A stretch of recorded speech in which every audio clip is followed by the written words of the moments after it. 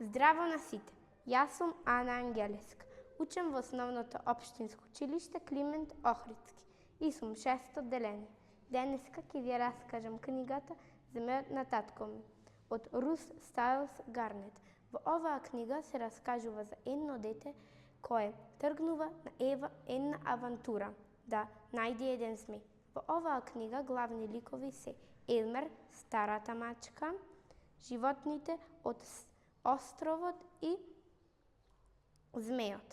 Така, Елмер живее со неговото семејство и ќе сретне една мачка во дождовниот ден.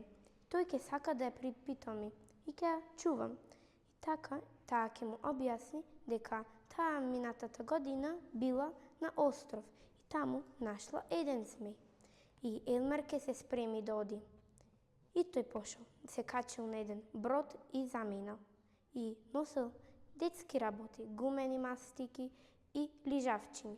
Така, кога стигнал Елмер го нападнале 7 тигри и еден лав. И тој секогаш викал: не се плашам и никогаш не ми можат ништо. Доколку сакате да дознаете што ќе се случи, прочитајте книгата Змејот на татко ми.